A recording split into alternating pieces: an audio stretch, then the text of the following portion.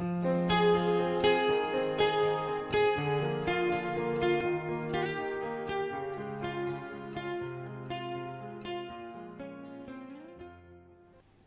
saudara Tuhan, kembali kita pagi hari dan merenung pagi. Di bagian yang terakhir kita bisa belajar tentang 6 hal tak boleh dilupakan.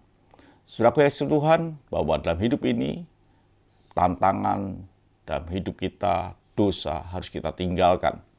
Kita lihat seorang hamba Tuhan lagi di dalam firman Tuhan dalam Ayub 1 ayat yang pertama dikatakan demikian.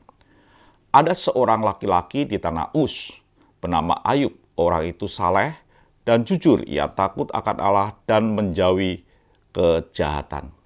Menarik sekali bahwa Ayub ini adalah orang yang menjauhi akan kejahatan. Bahkan saleh, jujur.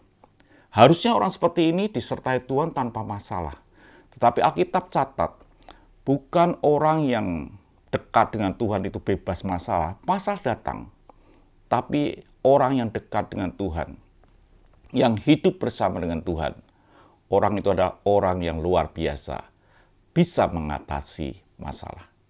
Dikatakan dalam firman Tuhan ketika problem terjadi dalam kehidupannya, keluarganya, hartanya, dan lain sebagainya. Dikatakan dalam firman Tuhan, maka berdirilah Ayub lalu mengoyakkan jubahnya dan mencukur kepalanya, kemudian sujudlah ia dan menyembah. Hal yang menarik bahwa ketika problem datang dalam hidup kita, memang hati kita sedih. Tapi keputusan kita bukan untuk hidup dalam kesedihan. Ketika masalah datang dalam hidup kita bisa untuk sujud dan menyembah Tuhan. Itu keputusan. Kenapa Ayub bisa melakukan demikian? Walaupun mungkin hartanya habis, anaknya mati, dan lain sebagainya.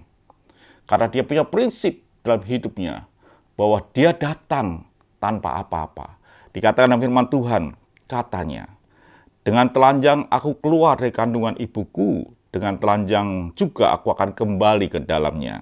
Tuhan yang memberi, Tuhan yang mengambil, terpujilah nama Tuhan. Semuanya Ayub berkata bahwa aku ini adalah biasa saja, tidak ada apa-apa. Kalau hari ini aku ada apa-apa, itu pemberian Tuhan. Dan dia berkata, Tuhan yang memberi, Tuhan yang mengambil, itu hak Tuhan.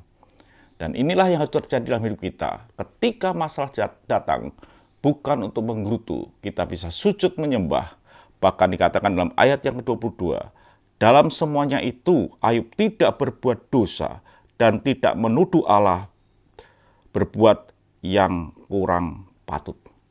Inilah yang harus terjadi dalam hidup kita. Jaga mulut kita supaya kita boleh memuliakan Tuhan. Mulut kita bukan untuk menggerutu, untuk mencaci maki, untuk menyampaikan ketidakpuasan, tapi mulut kita bisa untuk memuliakan nama Tuhan. Tuhan memberkati. Sampai jumpa esok pagi dengan tema yang lain. Haleluya. Amin. Terima kasih Bapa untuk pagi hari ini. Biarlah hidup kami boleh tetap menjaga perkataan kami supaya kami benar di depan Engkau. Haleluya. Amin.